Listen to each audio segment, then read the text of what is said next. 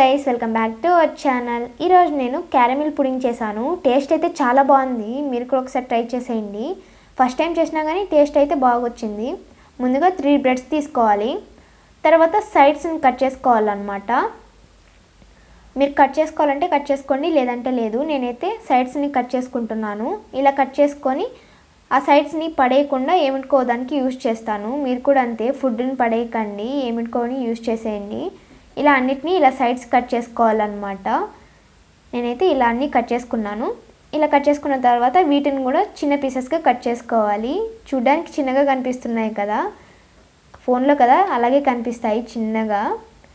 నేను ఫస్ట్ చేసేటప్పుడు ఎలా వస్తుందో ఏమో అనుకున్నాను, తర్వాత చూస్తే బాగానే వచ్చిందనమాట. ఇప్పుడు ఒక గిన్నె తీసుకొని దాంట్లోకి ఈ బ్రెడ్ ముక్కలను వేసేసుకోవాలి. ఇలా వేసేసుకున్న తర్వాత దీంట్లోకి ఒక కోడిగుడ్డు కొట్టేసుకోవాలన్నమాట. ఇలా కొట్టేసుకున్న తర్వాత దీన్ని పక్కన పెట్టేసేయండి. ఇలా పడేసిన తర్వాత దీంట్లోకి షుగర్ వేసుకోవాలన్నమాట. మీకు ఎంత కావాలంటే అంత వేసేసుకోండి. తర్వాత 1 కప్ పాలు పోసేసుకోవాలి. ఇప్పుడు వెనిలా ఎసెన్స్ వేసుకుంటున్నాను కొద్దిగా. ఇలా వేసేసుకున్న తర్వాత వీటన్నిటిని ఒక మిక్సీ జార్లోకి వేసేసుకోవాలన్నమాట. ఇప్పుడు మిక్సీ జార్లోకి వేసేసుకొని మెత్తగా గ్రైండ్ చేసేసుకోవాలి. ఇవి చేసేటప్పుడు చాలామందికి టెన్షన్ ఉంటుందన్నమాట, ఎలా వస్తుందో ఏమో, పర్ఫెక్ట్గా వస్తుందో రాదో అని చెప్పి. నేను కూడా అలాగే టెన్షన్ పడ్డాను అనమాట. ఇప్పుడు మెత్తగా గ్రైండ్ చేసుకున్న తర్వాత పక్కన పెట్టేసి స్టవ్ మీద ఒక గిన్నె పెట్టి దాంట్లోకి 1/2 కప్ షుగర్ వేసుకోవాలి. 1/2 కప్ షుగర్ వేసుకున్న తర్వాత ఒక 2-3 స్పూన్స్ వాటర్ వేసుకోవాలన్నమాట.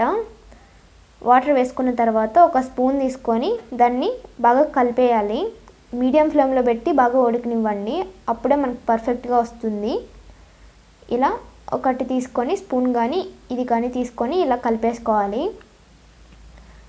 షుగర్ కరిగే కొద్దీ ఇలా కలర్ వస్తుందన్నమాట. ఈ కలర్ వచ్చాక ఒక గిన్నె తీసుకొని మనం ఏ దాంట్లో అయితే కేక్ చేయాలనుకుంటున్నామో దాంట్లోకి ఈ సిరమ్ని వేసేసుకోవాలన్నమాట. ఇలా వేసేసుకున్న తర్వాత మనం ముందుగా మిక్సీ జార్లో పట్టుకున్నాం కదా, దాన్ని దీంట్లోకి వేసేసుకోవాలి. ఇలా అంతా వేసేసుకున్న తర్వాత స్టవ్ మీద ఒక గిన్నె కానీ లేకపోతే కుక్కర్ గిన్నె కానీ పెట్టేసి దాంట్లో వాటర్ కొద్దిగా పోసేసి ఇలా ఒక స్టాండ్ పెట్టేసి, స్టాండ్ కానీ గిన్నె కానీ ఇలా దీన్ని పెట్టేసేయాలన్నమాట. ఇప్పుడు ఒక మూత మూసి పెట్టేసి ఒక బాగా ఉడకనివ్వాలి. మీడియం ఫ్లేమ్లో పెట్టి బాగా ఉడకనివ్వండి. ఒక 1/2 అవర్ కానీ 20 మినిట్స్ కానీ ఉడికినిచ్చిన తర్వాత ఇలా తీసి చూస్తే ఇలా ఉంటుందన్నమాట.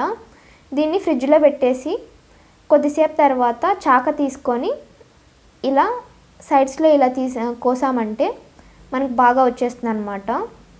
చూడండి, ఒక ప్లేట్ తీసుకొని ఇప్పుడు దీని మీద మూసి పెట్టేసి తిరిగేసామంటే పర్ఫెక్ట్గా వస్తుంది. అసలు ఫ్రిడ్జ్లో పెట్టి తీసుకొని తింటే జున్ను తిన్నట్టే ఉంటుందన్నమాట. టేస్ట్ అయితే చాలా బాగుంది. ఫస్ట్ టైం చేసినా కానీ నేను పర్ఫెక్ట్గా వస్తుందో రాదో అనుకున్నా, కానీ బాగానే వచ్చిందనమాట. నేనైతే ఫుల్ హ్యాపీ అసలు దీన్ని చూడగానే.